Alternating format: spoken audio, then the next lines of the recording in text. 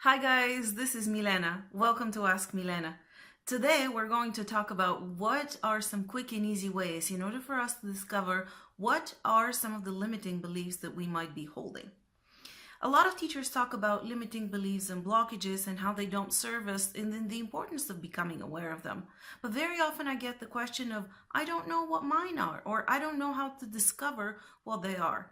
And that is very normal, and I think it was difficult for me at first to discover what some of my beliefs are. And one thing that I found very useful is to look at my supposed to's. So you can take a pen and a piece of paper, or you can use your phone, your computer, it doesn't really matter.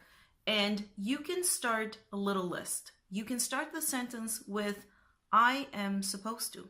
And then write all the things that come to mind as ways in which you can finish the sentence. I'm supposed to be a professional. I'm supposed to be making a certain amount of money. I'm supposed to be at a certain level in the hierarchy in the corporate world, for example. I'm supposed to be married. I'm supposed to have children. I'm supposed to be thin, or I'm supposed to be at a certain way, or I'm supposed to go to the gym. I'm supposed to work out. There are many supposed to's.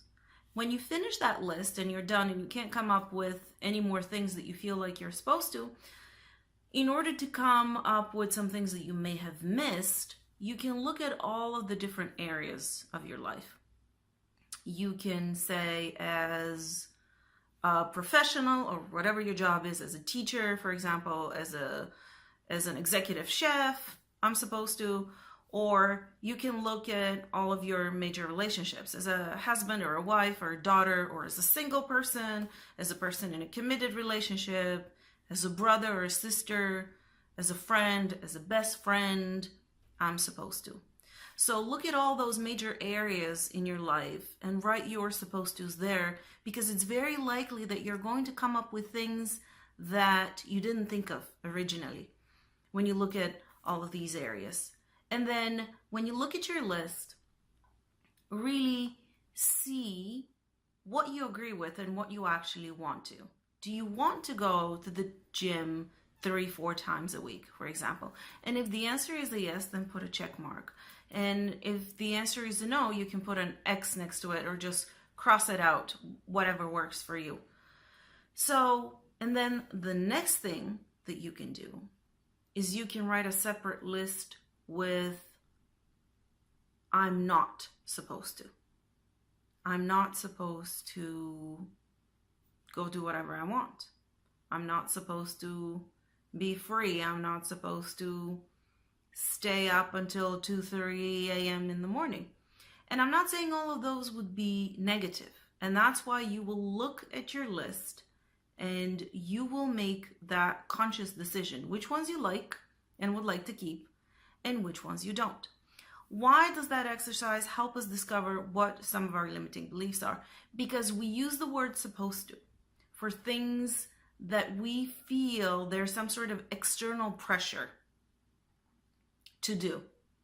And they're not necessarily things that come naturally to us or things that we want. And some of those might also be things that you want, but it's very unlikely that you would start the sentence with I'm supposed to if you really want to do them.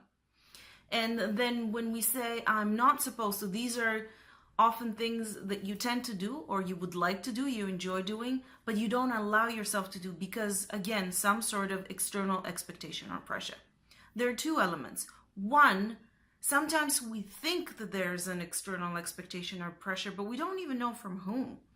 I had a conversation with my coworker once. We were just talking, and she said, I'm starting to feel really uneasy. I feel like at this age I need to be married and have children. All of my friends around me are married and have kids. And I said, well, do you want to be married right now? And do you want to have a child? And she said, no, not really. I'm pretty happy with the way my life is right now. And I said, well, you're supposed to according to whom? Very often we feel like we're supposed to do something, but we don't even know according to whom we're supposed to do that. And even if it is someone that we know, our parents, for example, relatives, your partner, it doesn't really matter because nobody else is living your life you are, and you can't blame anybody else for the decisions and the choices that you make. So when you look at the list, be very honest with yourself and say yes to the things that you really want to keep and say no to the things that you don't want to. And then for the not supposed to, say yes to the things that you want to keep doing or allow yourself to do. And allow yourself not to do the things that you don't want to do. Here's why this is helpful.